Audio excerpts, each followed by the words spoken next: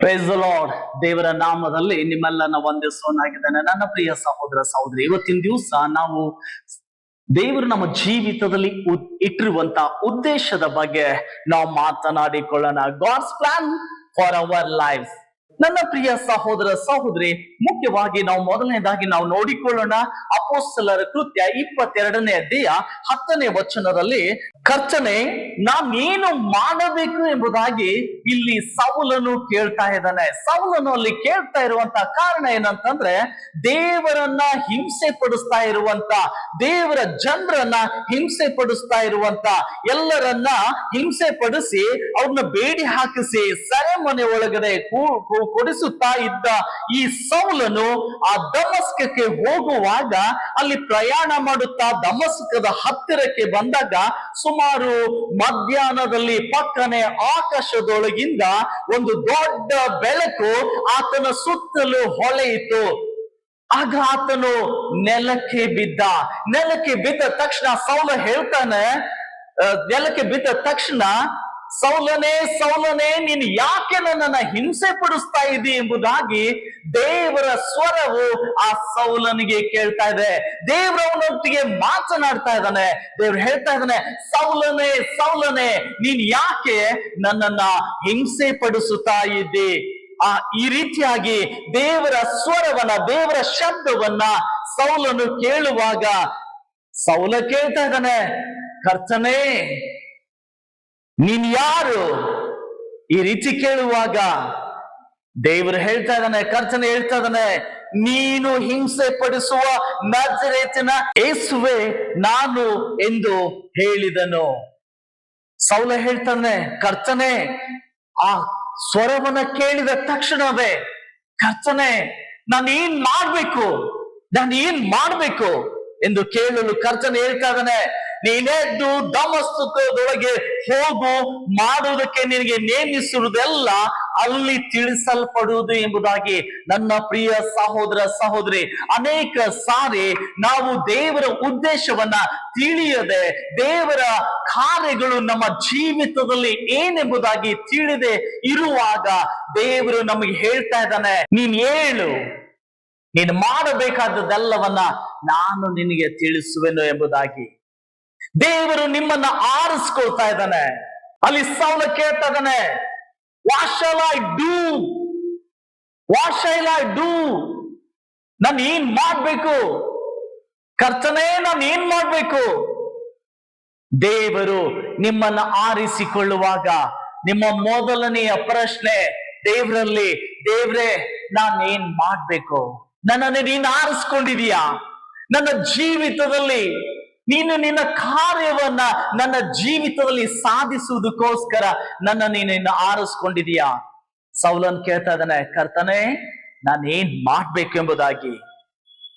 ಅದೇ ಅಪೊಸ್ತಲರ ಕೃತ್ಯ 9ನೇ ಅಧ್ಯಾಯ 15ನೇ ವಚನದಲ್ಲಿ ನಾವು ನೋಡ್ಕೋತೇವೆ, ನೀನು ಹೋಗು, ಆ ಮನುಷ್ಯನು ಅನ್ಯ ಜನರಿಗೂ ಅರಸುಗಳಿಗೂ ಇಸ್ರಾಯೇಲರಿಗೂ ನನ್ನ ಹೆಸರನ್ನ ತಿಳಿಸುವುದಕ್ಕಾಗಿ ನಾನು ಆರಿಸಿಕೊಂಡಿರುವಂತ ಸಾಧನವಾಗಿದ್ದಾನೆ. ಅವನು ನನ್ನ ಹೆಸರನ್ನ ನಿಮಿತ್ತ ಎಷ್ಟು ಹಿಂಸೆ ಅನುಭವಿಸಬೇಕೆಂಬುದನ್ನು ನಾನೇ ಅವನಿಗೆ ತೋರಿಸುವನೆ ಎಂದು ಹೇಳಿದನು. ಅನನೀಯನಿಗೆ ಇಲ್ಲಿ ದೇವರು ಹೇಳ್ತಾ ಇದ್ದಾನೆ, ನೀನು ಹೋಗು, ಆ ಮನುಷ್ಯನು ಅನ್ಯ ಜನರಿಗೂ ಅರಸುಗಳಿಗೂ ಇಸ್ರಾಯೇಲರಿಗೂ ನನ್ನ ಹೆಸರನ್ನ ತಿಳಿಸುವುದಕ್ಕಾಗಿ ನಾನು ಆರಿಸಿಕೊಂಡಿರುವಂತ ಸಾಧನವಾಗಿದ್ದಾನೆ. ನನ್ನ ಪ್ರಿಯದ ಜನರೇ, ಅನೇಕ ಸಾರಿ ಈ ಒಂದು ಸಾಧನ ಅದು ಸೌಲ ಮಾತ್ರ ಸಾಧನವಾಗಿದ್ದ. ನನ್ನ ಜೀವಿತದಲ್ಲಿ ದೇವರು ನನ್ನನ್ನ ಆರಿಸಿಕೊಂಡಿರುವಂತದ್ದು ಯಾವ ಉದ್ದೇಶಕ್ಕಾಗಿ ಆರಿಸಿಕೊಂಡಿರ್ಬೋದು ಎಂಬುದಾಗಿ ನಾವು ಅನೇಕ ಸಾರಿ ಯೋಚನೆ ಮಾಡ್ತಾ ಇರ್ತೇವೆ. ನನ್ನ ಸಹೋದರ ಸಹೋದರಿ, ನಿನ್ನನ್ನ ಸಹ ದೇವರು ಆರಿಸಿಕೊಂಡಿರುವಂತ ಉದ್ದೇಶ, ನೀನು ಅನ್ಯ ಜನರಿಗೂ ಅರಸರಿಗೂ ಅನೇಕ ಜನರಿಗೂ ನೀನು ಕರ್ತನ ಹೆಸರನ್ನ ತಿಳಿಸುವುದಕ್ಕಾಗಿ ನಿನ್ನನ್ನ ದೇವರು ಆರಿಸಿಕೊಂಡಿದ್ದಾನೆ. ದೇವರು ನಿನ್ನನ್ನು ಆರಿಸಿಕೊಂಡಿರುವಂತ ಉದ್ದೇಶ ನೀನು ತಿಳಿದುಕೊಳ್ಳುವುದಾದ್ರೆ, ನಿನ್ನ ಜೀವಿತದಲ್ಲಿ ನಿರ್ದಿಷ್ಟವಾದ ಯೋಚನೆಯನ್ನ ದೇವರು ನಿನಗೆ ತಿಳಿಸಿದ್ದನ್ನ ನೀನು ತಿಳಿದುಕೊಳ್ಳುವುದಾದ್ರೆ ನೀನು ದೇವರ ಕೆಲಸದಲ್ಲಿ ನಿನ್ನನ್ನ ನೀನು ತೊಡಗಿಸಿಕೊಳ್ತೀಯ. ನಮ್ಮ ಅನೇಕ ಸಾರಿ ಕರ್ತನನ್ನ ನಂಬುವಂತ ಉದ್ದೇಶ ಕೇವಲ ನಮ್ಮ ಉದ್ದೇಶ ಹೇಗಿರ್ತದ ಅಂತಂದ್ರೆ ನಾನು ಅದ್ಭುತ ಹೊಂದಬೇಕು, ನನ್ನ ಜೀವಿತದಲ್ಲಿ ಬಿಡುಗಡೆಯನ್ನ ಹೊಂದಬೇಕು, ನನ್ನ ಜೀವಿತದಲ್ಲಿ ಸಮೃದ್ಧಿಯನ್ನ ನಾನು ಹೊಂದಬೇಕು, ನನ್ನ ಜೀವಿತದಲ್ಲಿ ಅನೇಕ ಬಿಡುಗಡೆಯನ್ನು ಹೊಂದಿ ಎಲ್ಲರಲ್ಲಿಯೂ ನಾನು ಧನ್ಯನು ಎಂಬುದಾಗಿ ಹೇಳಿಸಿಕೊಳ್ಬೇಕು, ನನ್ನ ಐಶ್ವರ್ಯ ಹೆಚ್ಚಿಗೆ ಆಗ್ಬೇಕು, ನನ್ನ ಆರೋಗ್ಯ ಹೆಚ್ಚಿಗೆ ಆಗ್ಬೇಕು, ನನ್ನ ಸ್ಥಾನ ಮಾನ ಅದು ಹೆಚ್ಚಿಗೆ ಆಗ್ಬೇಕು. ನನ್ನ ಪ್ರಿಯ ಸಹೋದರ ಸಹೋದರಿ, ಸೌಲನನ್ನ ದೇವರು ಆರಿಸ್ಕೋತಾ ಇದ್ದಾನೆ. ದೇವರು ಅದೇ ಸೌಲನನ್ನ ಆರಿಸಿಕೊಂಡಿರುವಂತ ದೇವರು ನನ್ನನ್ನ ಆರಿಸಿಕೊಂಡಿದ್ದಾನೆ. ಅನ್ಯ ಜನರ ಮಧ್ಯದಲ್ಲಿ ಕರ್ತನ ಹೆಸರನ್ನ ಹೇಳುವುದಕ್ಕಾಗಿ. ಅಬ್ರಹಾಮನನ್ನ ದೇವರು ಆರಿಸಿಕೊಂಡ. ನಾವು ನೋಡ್ಕೋತೇವೆ ಇಬ್ರಿಯದವರಿಗೆ ಬರೆದ ಪತ್ರಿಕೆ 11ನೇ ಅಧ್ಯಾಯ 8 ಮತ್ತೆ 10ನೇ ವಚನದಲ್ಲಿ, ನಂಬಿಕೆಯಿಂದಲೇ ಅಬ್ರಹಾಮನು ಕರೆಯಲ್ಪಟ್ಟ ಕೂಡಲೇ ಕರೆದಾತನ ಮಾತನ್ನ ಕೇಳಿ ತಾನು ಬಾಧ್ಯವಾಗಿ ಹೊಂದಬೇಕಾಗಿದ್ದ ಸ್ಥಳಕ್ಕೆ ಹೊರಟು ಹೋದನು. ತಾನು ಹೋಗಬೇಕಾದ ಸ್ಥಳವು ಯಾವುದೆಂದು ತಿಳಿಯದೆ ಹೊರಟನು. ನಂಬಿಕೆಯಿಂದಲೇ ಅವನು ವಾಗ್ದಾತ್ತ ದೇಶಕ್ಕೆ ಬಂದಾಗ ಅಲ್ಲಿ ಅನ್ಯ ದೇಶದಲ್ಲಿ ಇದ್ದವನಂತೆ ಡೇರೆಗಳಲ್ಲಿ ಇದ್ದುಕೊಂಡು ಪ್ರವಾಸಿಯಾಗಿ ಬದುಕಿದನು. ಅದೇ ವಾಗ್ದಾನಕ್ಕೆ ಸಹ ಬಾಧ್ಯರಾಗಿದ್ದ ಈಸಾಕನು ಯಾಕೋಬನು ಅವನಂತೆಯೇ ಡೇರೆಗಳಲ್ಲಿ ವಾಸಿಸಿದರು. ಯಾಕಂದರೆ ಅವನು ಶಾಶ್ವತವಾದ ಅಸ್ಥಿವಾರಗಳುಳ್ಳ ಪಟ್ಟಣವನ್ನು, ಅಂದರೆ ದೇವರು ಸಂಕಲ್ಪಿಸಿ ನಿರ್ಮಿಸಿದ ಪಟ್ಟಣವನ್ನ ಎದುರು ನೋಡುತ್ತಿದ್ದನು. ನನ್ನ ಪ್ರಿಯ ಸಹೋದರ ಸಹೋದರಿ, ನಾವಿಲ್ಲಿ ನೋಡ್ಕೋತಾ ಇದ್ದೇವೆ, ದೇವರು ಅಬ್ರಹಾಮನನ್ನ ಕರಿತಾ ಇದ್ದಾನೆ. ಕೂಡಲೇ ಅಬ್ರಹಾಮನು ಕರೆದಾತನ ಮಾತನ್ನ ಕೇಳಿ, ಕರ್ತನ ಮಾತನ್ನ ಕೇಳಿ, ತಾನು ಇರುವಂತ ಎಲ್ಲ ಸ್ಥಾನ ಮಾನವನ್ನ, ಎಲ್ಲ ಐಶ್ವರ್ಯವನ್ನ ತೊರೆದವನಾಗಿ, ಬಿಟ್ಟವನಾಗಿ, ಸಂಪೂರ್ಣವಾಗಿ ದೇವರನ್ನ ಹಿಂಬಾಲಿಸುತ್ತಾ ಆತನು ಹೋಗ್ತಾ ಇದ್ದಾನೆ. ನನ್ನ ಪ್ರಿಯ ಸಹೋದರ ಸಹೋದರಿ, ಆತನು ಎದುರು ನೋಡ್ತಾ ಇರುವಂತಹ ಪಟ್ಟಣವನ್ನ ಸೇರುವುದಕ್ಕಾಗಿ, ದೊಡ್ಡ ಐಶ್ವರ್ಯದಲ್ಲಿ ಇರುವಂತಹ ಸ್ಥಾನ ಎಲ್ಲವನ್ನ ಬಿಟ್ಟು ಕರೆದಾತನ ಮೇಲೆ ನಂಬಿಗಸ್ತನಾಗಿ ಆತನು ಹೋಗಿ ಡೇರೆಗಳಲ್ಲಿ ವಾಸ ಮಾಡ್ತಾ ಇದ್ದಾನೆ. ಇಂದು ನಾವು ನಮ್ಮ ಸ್ಥಾನ ಮಾನ ಎಲ್ಲವನ್ನ ಬಿಟ್ಟವರಾಗಿ ನಾವು ಕರೆದಾತನನ್ನ ಹಿಂಬಾಲಿಸ್ತಾ ಇದ್ದೇವಾ? ಕರೆದಾತನನ್ನ ಹಿಂಬಾಲಿಸುತ್ತಾ ಆತನು ನಮ್ಮ ಜೀವಿತದಲ್ಲಿ ಯಾವ ಕಾರ್ಯವನ್ನ ಸಾಧಿಸಬೇಕೆಂಬುದಾಗಿ ಆತನ ಉದ್ದೇಶ ಇದೆಯೋ ಆ ಉದ್ದೇಶಕ್ಕೆ ತಕ್ಕ ಹಾಗೆ ನಾನು ನೀವುಗಳು ಇವತ್ತು ಕರ್ತನನ್ನ ಹಿಂಬಾಲಿಸ್ತಾ ಇದ್ದೇವಾ? ನಾವು ಅದೇ ಇಬ್ರಿಯದವರಿಗೆ ಬರೆದ ಪತ್ರಿಕೆ 11ನೇ ಅಧ್ಯಾಯ 24ನೇ ವಚನದಿಂದ ನಾವು ನೋಡ್ಕೊಳ್ಳುವುದಾದ್ರೆ ಅಲ್ಲಿ ನೋಡ್ಕೋತೇವೆ ನಾವು, ಮೋಶೆಯು ದೊಡ್ಡವನಾದ ಮೇಲೆ ಫರೋಹನ ಕುಮಾರ್ತೆಯ ಮಗನೆನ್ನಿಸಿಕೊಳ್ಳುವುದು ಬೇಡವೆಂದಿದ್ದು ನಂಬಿಕೆಯಿಂದಲೇ. ಮೋಶೆ ರಾಜನ ಅರಮನೆಯಲ್ಲಿ, ಫರೋಹನ ಅರಮನೆಯಲ್ಲಿ ಆ ಕುಮಾರ್ತೆಯ ಮಗನು, ಫರೋಹನ ಕುಮಾರ್ತೆಯ ಮಗನು ಅನ್ನಿಸ್ಕೊಳ್ಳುವಂತ ಸ್ಥಾನ ಮಾನ ಆತನಿಗೆ ಇತ್ತು. ಆ ಮಗನೆನ್ನಿಸ್ಕೊಳ್ಳುವುದಕ್ಕೆ ಆತನು ಆ ಸ್ಥಾನ ಮಾನವನ್ನ ತಳ್ತಾ ಇದ್ದಾನೆ. ಆ ಸ್ಥಾನ ಮಾನವನ್ನ ಆತನು ಬಯಸ್ತಾ ಇಲ್ಲ. ಸ್ವಲ್ಪ ಕಾಲ ಪಾಪ ಭೋಗಗಳನ್ನು ಅನುಭವಿಸುವುದಕ್ಕಿಂತ ದೇವರ ಜನರೊಂದಿಗೆ ಕಷ್ಟವನ್ನು ಅನುಭವಿಸುವುದೇ ಒಳ್ಳೆಯದೆಂದು ತೀರ್ಮಾನಿಸಿಕೊಂಡನು. ನನ್ನ ಪ್ರಿಯ ಸಹೋದರ ಸಹೋದರಿ, ದೇವರು ನಿನ್ನನ್ನ ಕರೀತಾ ಇದ್ದಾನೆ. ಸ್ವಲ್ಪ ಕಾಲದ ಪಾಪ ಭೋಗಗಳನ್ನ ಅನುಭವಿಸುವಂತ, ಸುಖಗಳನ್ನ ಅನುಭವಿಸುವಂತ ಕಾಲಗಳನ್ನ ನೀವು ಜೀವಿಸ್ತಾ ಇದ್ದೀರಾ? ದೇವ ಜನರೊಂದಿಗೆ ಕಷ್ಟಗಳನ್ನ ಅನುಭವಿಸುವುದು ಒಳ್ಳೆಯದೆಂದು ತೀರ್ಮಾನಿಸಿಕೊಳ್ತಾ ಇದ್ದಾನೆ ಮೋಶೆ.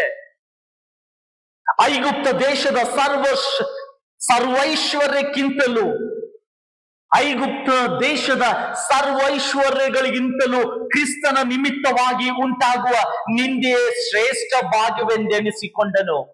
ಯಾಕಂದ್ರೆ ಬರುವ ಪ್ರತಿಫಲದ ಮೇಲೆ ಕಣ್ಣಿಟ್ಟಿದ್ದನು. ಹಾಲೆಲೂಯ. ನನ್ನ ಪ್ರಿಯ ಸಹೋದರ ಸಹೋದರಿ, ಅಬ್ರಹಾಮನು ವಾಗ್ದತ್ತ ದೇಶದ ಬಳಿಗೆ ಹೋಗುವುದಕ್ಕಾಗಿ ಸ್ಥಾನಮಾನ ಎಲ್ಲವನ್ನ ಬಿಟ್ಟು ಕ್ರಿಸ್ತನ ಮೇಲೆ ನಂಬಿಕೆ ಇಟ್ಟು ಡೇರೆಗಳಲ್ಲಿ ವಾಸ ಮಾಡ್ತಾ ಇದ್ದಾನೆ. ಸರ್ವೈಶ್ವರ್ಯಗಳನ್ನ ಫರೋಹನ ಅರಮನೆಯ ಜೀವಿತವನ್ನ ಬಿಟ್ಟವನಾಗಿ ಕ್ರಿಸ್ತನು ಕೊಡುವಂತ ಶಾಶ್ವತದ ಭಾಗ್ಯದ ಮೇಲೆ ಮೋಶೆ ಕಣ್ಣಿಡ್ತಾ ಇದ್ದಾನೆ. ನಂಬಿಕೆಯಿಂದ ಆತನು ದೇವರನ್ನ ಹಿಂಬಾಲಿಸ್ತಾ ಇದ್ದಾನೆ. ನನ್ನ ಪ್ರಿಯ ದೇವಚಂದ್ರ, ಕೀರ್ತನೆ 27ನೇ ಅಧ್ಯಾಯ 11ನೇ ವಚನದಲ್ಲಿ ನಾವು ನೋಡ್ಕೋದಾದ್ರೆ, ಯೆಹೋವನೇ ನಿನ್ನ ಮಾರ್ಗವನ್ನ ನನಗೆ ಬೋಧಿಸು. ಅಲ್ಲಿ ದಾವೀದನು ಹೇಳ್ತಾ ಇದ್ದಾನೆ, ಯೆಹೋವನೇ ನಿನ್ನ ಮಾರ್ಗವನ್ನ ನನಗೆ ಬೋಧಿಸು ಎಂಬುದಾಗಿ ದೇವ್ರು ನಮ್ಮ ಜೀವಿತದಲ್ಲಿ ಕಲಿಸ್ತಾ ಇದ್ದಾನೆ. ನಾವು ಸತ್ಕ್ರಿಯೆಗಳಲ್ಲಿ ನಡಿಬೇಕು, ನಾವು ಒಳ್ಳೆ ಕಾರ್ಯಗಳನ್ನ ನಾವು ಮಾಡ್ಬೇಕು. ದೇವರು ನಮ್ಮ ಜೀವಿತದಲ್ಲಿ 3 ರೀತಿಯ ಪ್ಲಾನ್ಗಳನ್ನ, ಉದ್ದೇಶಗಳನ್ನ ದೇವರು ನಮ್ಮ ಜೀವಿತದಲ್ಲಿ ಮಾಡ್ಲಿಕ್ಕಿದ್ದಾನೆ. ಒಂದು, ಪರ್ಸನಲ್ ಆಗಿ, it is A personal plan, it is A perfect plan, it is A practical plan. ನಮ್ಮ ಜೀವನದಲ್ಲಿ ದೇವರ ಉದ್ದೇಶ, ಯೋಚನೆಯನ್ನ ನಾವು ತಿಳಿದುಕೊಳ್ಬೇಕಾಗಿದೆ. ನನ್ನ ಪ್ರಿಯ ಸಹೋದರ ಸಹೋದರಿ, ನಮ್ಮ ಜೀವಿತದಲ್ಲಿ ದೇವರು ಒಳ್ಳೆ ಉದ್ದೇಶಗಳನ್ನ ಇಟ್ಕೊಂಡಿದ್ದಾನೆ. ನಾವು ಆತನನ್ನ ಸ್ವಂತ ರಕ್ಷಕನೆಂದು ನಾವು ಅರಿಕೆ ಮಾಡ್ಬೇಕಾಗಿದೆ. ನಮ್ಮ ದಿನನಿತ್ಯದ ಜೀವಿತದಲ್ಲಿ ಆತನ ಹೆಜ್ಜೆ ಜಾಡಿನಲ್ಲಿ ನಾವು ಜೀವಿಸ್ಬೇಕಾಗಿದೆ. ನಾವು ಯೆಶಾಯನ ಗ್ರಂಥ 46ನೇ ವಚನ ಅಲ್ಲಿ 9 ಮತ್ತೆ 10ನೇ ವಚನವನ್ನ ನೋಡಿಕೊಳ್ಳುವುದಾದ್ರೆ, ಪುರಾತನದ ಹಳೆಯ ಸಂಗತಿಗಳನ್ನ ಜ್ಞಾಪಿಸ್ಕೊಳ್ಬೇಡ್ರಿ. ನಾನೇ ದೇವರು, ಇನ್ನು ಯಾರು ಇಲ್ಲ ಅಲ್ಲ. ನಾನೇ ಪರಮ ದೇವರು, ನನಗೆ ಸರಿ ಸಮಾನರಿಲ್ಲ. ಆರಂಭದಲ್ಲಿಯೇ ಅಂತ್ಯವನ್ನ ತಿಳಿಸಿದ್ದೇನೆ. ನನ್ನ ಸಂಕಲ್ಪವು ನಿಲ್ಲುವುದು, ನನ್ನ ಇಷ್ಟಾರ್ಥವನ್ನೆಲ್ಲ ನೆರವೇರಿಸುವೆನು ಎಂದು ಹೇಳಿ ಇನ್ನು ನಡೆಯದಿರುವ ಕಾರ್ಯಗಳನ್ನು ಪುರಾತನ ಕಾಲದಲ್ಲಿಯೇ ಅರುಹಿದ್ದೇನೆ. ಹಲ್ಲೆಲೂಯ. ನನ್ನ ಪ್ರಿಯ ಸಹೋದರ ಸಹೋದರಿ, ನಮ್ಮ ಜೀವಿತದಲ್ಲಿ ದೇವರು ಮಾಡಿರುವಂತ ಎಲ್ಲ ಅದ್ಭುತಗಳನ್ನ ನಮ್ಮ ಸತ್ಯವೇದದಲ್ಲಿ ಅನೇಕ ಹಿರಿಯರುಗಳನ್ನ ನೋಡ್ಕೊಳ್ತೇವೆ. ಅವರೆಲ್ಲರ ಜೀವಿತದಲ್ಲಿ ದೇವರು ಕರೆದಿರುವಂತ ಸಂಗತಿ, ಅವರ ಜೀವಿತದಲ್ಲಿ ಅವರು ಯಾವ ರೀತಿ ದೇವರ ಹಿಂಬಾಲಿಸಿದ್ರು ಎಂಬುದಾಗಿ ನಾವು ನೋಡ್ಕೊಳ್ಬೇಕಾಗಿದೆ. ಅಲ್ಲಿ ದೇವರು ಸ್ಪಷ್ಟವಾಗಿ ನಾನೇ ದೇವರು, ಇನ್ನು ಯಾರೂ ಅಲ್ಲ ಎಂಬುದಾಗಿ ಹೇಳ್ತಾ ಇದ್ದಾನೆ. ನಾನೇ ಪರಮ ದೇವರು, ನನಗೆ ಸರಿ ಸಮಾನನು ಯಾರೂ ಇಲ್ಲ. ಆರಂಭದಲ್ಲಿ ಅಂತ್ಯವನ್ನ ಸಹ ನಾನು ತಿಳಿಸಿದ್ದೇನೆ. ನನ್ನ ಜೀವಿತದಲ್ಲಿ ದೇವರು ಸಹ ಕರೆದಿರುವಂತ ಉದ್ದೇಶ, ಆತನು ನಂಬಿಗಸ್ತನಾಗಿ ನನ್ನನ್ನ ಜೀವಿತದಲ್ಲಿ ಅನೇಕ ಅದ್ಭುತಗಳನ್ನ ಮಾಡಿ ನನ್ನ ಜೀವದಿಂದ ನನ್ನನ್ನ ಇರಿಸಿ ದೇವರು ನನ್ನನ್ನ ಕರೆದು ಅವನ ವಾಕ್ಯವನ್ನ ಅನೇಕ ಅನ್ಯ ಜನರಿಗೆ ಸಾರುವುದಕ್ಕಾಗಿ ನನ್ನನ್ನ ದೇವರು ಉಪಯೋಗಿಸ್ಕೊಂಡಿದ್ದಾನೆ. ನನ್ನ ಪ್ರಿಯ ದೇವಚಂದ್ರ, ಅದೇ ರೀತಿಯಾಗಿ ದೇವರು ನಿಮ್ಮನ್ನ ಕರಿತಾ ಇದ್ದಾನೆ. ಪರಮ ದೇವರಾಗಿದ್ದಾನೆ. ಆತನಿಗೆ ಸರಿ ಸಮಾನನು ಯಾರು ಇಲ್ಲ. ಆರಂಭದಲ್ಲಿ ಅಂತ್ಯವನ್ನ ತಿಳಿಸಿದ್ದಾನೆ. ಆತನ ಸಂಕಲ್ಪವು ನಿಲ್ಲುವುದು, ಆತನ ಸಂಕಲ್ಪವೇ ನಿಲ್ಲುವುದು, ಅವನ ಇಷ್ಟಾರ್ಥವೇ ನೆರವೇರುವುದು ಎಂಬುದಾಗಿ ದೇವರು ಹೇಳ್ತಾ ಇದ್ದಾನೆ. ಕರ್ತನ ವಾಕ್ಯಕ್ಕೆ ನಾವು ವಿಧೇಯರಾಗಬೇಕಾಗಿದೆ. 1 ಸಮುವೇಲ 15ನೇ ಅಧ್ಯಾಯ 22ನೇ ವಚನದಲ್ಲಿ ನಾವು ನೋಡ್ಕೋತೇವೆ. ಸಮುವೇಲನು ಯೆಹೋವನು ವಿಧೇಯತ್ವಕ್ಕೆ ಮೆಚ್ಚುವಷ್ಟು ಯಜ್ಞ ಹೋಮಗಳಿಗೆ ಮೆಚ್ಚುತ್ತಾನೋ, ಯಜ್ಞವನ್ನ ಅರ್ಪಿಸುವುದಕ್ಕಿಂತ ಮಾತು ಕೇಳುವುದು ಉತ್ತಮವಾಗಿದೆ. ಟಗರುಗಳ ಕೊಬ್ಬಿಗಿಂತ ವಿಧೇಯತ್ವವು ವಿಶೇಷವಾಗಿದೆ. ಅವಿಧೇಯತ್ವವು ಮಂತ್ರ ತಂತ್ರಗಳಷ್ಟೇ ಕೆಟ್ಟದ್ದಾಗಿರುವುದು. ಹಠವು ಮಿಥ್ಯಾ ಭಕ್ತಿಗೂ ವಿಗ್ರಹ ಆರಾಧನೆಗೂ ಸಮಾನವಾಗಿರುವುದು. ನೀನು ಯೆಹೋವನ ಮಾತನ್ನ ತಳ್ಳಿ ಬಿಟ್ಟದ್ರಿಂದ ಆತನು ನಿನ್ನನ್ನ ಅರಸುತನದಿಂದ ತಳ್ಳಿ ಬಿಟ್ಟಿದ್ದಾನೆ. ಹಲ್ಲೆಲೂಯ. ನನ್ನ ಪ್ರಿಯ ಸಹೋದರ ಸಹೋದರಿ, ಇಲ್ಲಿ ನಾವು ಸೌಲನನ್ನ ನೋಡ್ಕೋತಾ ಇದ್ದಾವೆ. ಆತನು ದೇವರ ಮಾತನ್ನ ತಳ್ಳಿ ಬಿಟ್ಟಿದ್ದರಿಂದ ಅವನನ್ನ ಅರಸುತನದಿಂದ ದೇವರು ತಳ್ತಾ ಇದ್ದಾನೆ. ಎಂದು ನಾನು ನೀನು ದೇವರನ್ನ ಹಿಂಬಾಲಿಸದೆ ದೇವರ ಉದ್ದೇಶವನ್ನ, ದೇವರ ಕಾರ್ಯವನ್ನ ನಮ್ಮ ಜೀವಿತದಲ್ಲಿ ನಾವು ಅದನ್ನ ಅಳವಡಿಸಿಕೊಳ್ಳದೆ ಇರುವುದಾದ್ರೆ ದೇವರು ತನ್ನ ಸ್ಥಾನದಿಂದ ನಮ್ಮನ್ನ ತಳ್ಳಿಕ್ಕಿದ್ದಾನೆ. ಎಸ್, ನಾವು ಆತನನ್ನು ಹಿಂಬಾಲಿಸೋಣ. ನಾವು ಕರ್ತನಿಗೆ ಭಯಪಡೋರು ನಾವಾಗಿರೋಣ. ದೇವರಿಗೆ ವಿಧೇಯರಾಗೋಣ. ನಮ್ಮ ಹಠ, ದೇವರು ಹೇಳ್ತಾ ಇದ್ದಾನೆ, ನಮ್ಮ ಅವಿಧೇಯತ್ವವು ಮಂತ್ರ ತಂತ್ರಗಳಷ್ಟೇ ಕೆಟ್ಟದ್ದಾಗಿದೆ ಎಂಬುದಾಗಿ. ಹಠವು ಮಿಥ್ಯಾ ಭಕ್ತಿಗೂ ವಿಗ್ರಹಾರಾಧನೆಗೂ ಸಮಾನವಾಗಿದೆ ಎಂಬುದಾಗಿ ದೇವರು ಹೇಳ್ತಾ ಇದ್ದಾನೆ. ನಮ್ಮಲ್ಲಿರುವಂತಹ ಹಠವನ್ನ ನಾವು ಬಿಟ್ಟು ಬಿಡೋಣ. ನಮ್ಮಲ್ಲಿರುವಂತಹ ಅವಿಧೇಯತ್ವವನ್ನ ತೆಗೆದು ಹಾಕೋಣ. ದೇವರನ್ನ ಹಿಂಬಾಲಿಸೋಣ. ಕಷ್ಟವಿರಲಿ, ಹಿಂಸೆ ಇರಲಿ, ದುಃಖ ಇರಲಿ, ಕರೆದಾತನು ನಂಬಿಗಸ್ತನು, ಅವನನ್ನ ನಾವು ಹಿಂಬಾಲಿಸೋಣ. 2 ಕೊರಿಂಥ 11:24 ಅಲ್ಲಿ ಪೌಲನ ಬಗ್ಗೆ ನಾವು ನೋಡ್ಕೊತಾ ಇದ್ದೇವೆ. ಯಹೂದ್ಯರಿಂದ ನನಗೆ 1 ಕಡಿಮೆ 40 ಏಟುಗಳು ಬಿದ್ದವು. 3 ಸಾರಿ ಸರ್ಕಾರದವರು ಚಡಿಗಳಿಂದ ನನ್ನನ್ನು ಹೊಡಿಸಿದರು. 1 ಸಾರಿ ಜನರು ನನ್ನನ್ನು ಕೊಲ್ಲುವುದಕ್ಕೆ ಕಲ್ಲೆಸೆದರು. 3 ಸಾರಿ ನಾನಿದ್ದ ಹಡಗು ಒಡೆದು ಹೋಯಿತು. 1 ರಾತ್ರಿ 1 ಹಗಲು ಸಮುದ್ರದ ನೀರಿನಲ್ಲಿ ಕಳೆದನು. ಆತನ ಸೇವೆಯಲ್ಲಿ ಎಷ್ಟೋ ಪ್ರಯಾಣಗಳನ್ನ ಮಾಡಿದನು. ನದಿಗಳ ಅಪಾಯಗಳು, ಕಳ್ಳರ ಅಪಾಯಗಳು, ಸ್ವಂತ ಜನರಿಂದ ಅಪಾಯಗಳು, ಅನ್ಯ ಜನರಿಂದ ಅಪಾಯಗಳು, ಪಟ್ಟಣದಲ್ಲಿ ಅಪಾಯಗಳು, ಕಾಡಿನಲ್ಲಿ ಅಪಾಯಗಳು, ಸಮುದ್ರದಲ್ಲಿ ಅಪಾಯಗಳು, ಸುಳ್ಳು ಸಹೋದರರೊಳಗೆ ಇರುವಾಗ ಅಪಾಯಗಳು ನನಗೆ ಸಂಭವಿಸಿದವು. ಪ್ರಯಾಸ ಪರಿಶ್ರಮಗಳಿಂದ ಕೆಲಸ ನಡೆಸಿ ಅನೇಕ ಸಾರಿ ನಿದ್ದೆಗೆಟ್ಟು ಹಸಿವೆ ಬಾಯಾರಿಕೆಗಳನ್ನ ಪಟ್ಟು ಅನೇಕ ಸಾರಿ ಉಪವಾಸವಾಗಿಯೂ ಚಳಿಯಲ್ಲಿಯೂ ವಸ್ತ್ರವಿಲ್ಲದೆಯೂ ಇದ್ದು ಆತನನ್ನ ಸೇವಿಸಿದ್ದೇನೆ. ಇನ್ನು ಬೇರೆ ಸಂಗತಿಗಳಲ್ಲದೆ ಎಲ್ಲಾ ಸಭೆಗಳ ವಿಷಯವಾದ ಚಿಂತೆಯು ದಿನ ದಿನ ನನ್ನನ್ನು ಪೀಡಿಸುತ್ತದೆ. ಯಾವನಾದರೂ ಬಲವಿಲ್ಲದವನಾದರೆ ನಾನು ಅವನೊಂದಿಗೆ ಬಲವಿಲ್ಲದವನಾಗದೆ ಇರುವೆನೋ. ಯಾವನಾದ್ರೂ ಪಾಪದಲ್ಲಿ ಸಿಕ್ಕಿಕೊಂಡ್ರೆ ನಾನು ತಾಪ ಪಡುವುದಿಲ್ಲವೋ.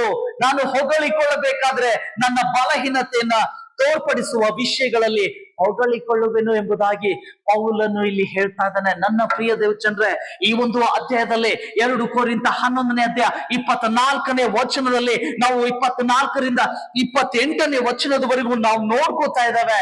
ಪೌಲನು ಪಟ್ಟಿರುವಂತ ಪ್ರಯಾಸ, ಪೌಲನು ಪಟ್ಟಿರುವಂತ ಕಷ್ಟ, ಪೌಲನು ಪಟ್ಟಿರುವಂತ ಅನೇಕ ವೇದನೆಗಳನ್ನ ನಾವು ನೋಡ್ಕೋತಾ ಇದ್ದೇವೆ.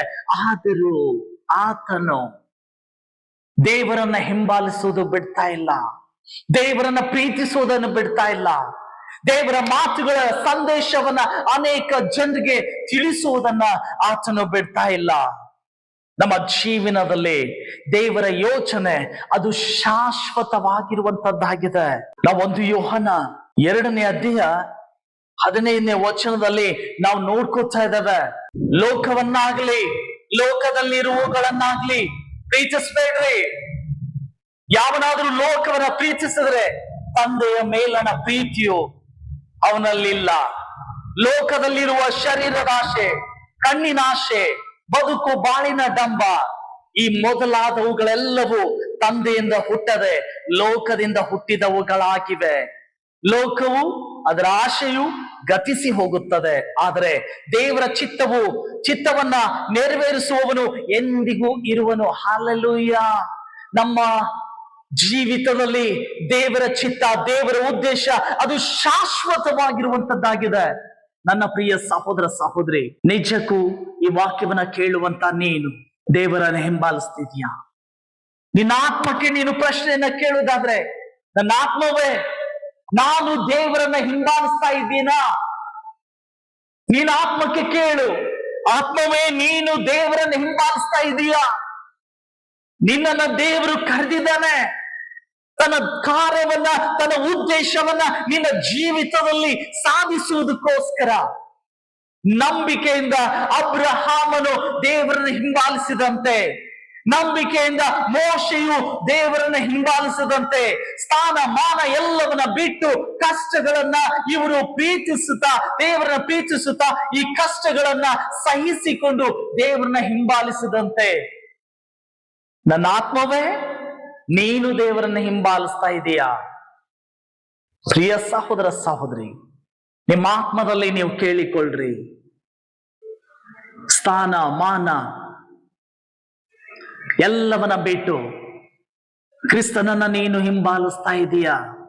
ಶಾಶ್ವತವಾಗಿರುವಂತ ಜೀವವನ್ನ ದೇವರು ನಮಗ್ ಕೊಡ್ತಾ ಇದ್ದಾನೆ. ದೇವರು ಸ್ಪಷ್ಟವಾಗಿ ಹೇಳ್ತಾ ಇದ್ದಾನೆ.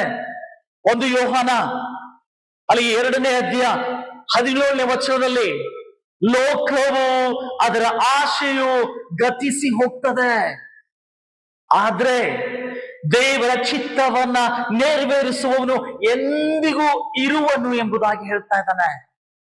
ದೇವರನ್ನ ಹಿಂಬಾಲಿಸುವಂತ ದೇವರ ಮಕ್ಕಳೇ, ಶಾಶ್ವತವಾಗಿ ನಾವು ಜೀವಿಸುವವರಾಗಿದ್ದೇವೆ.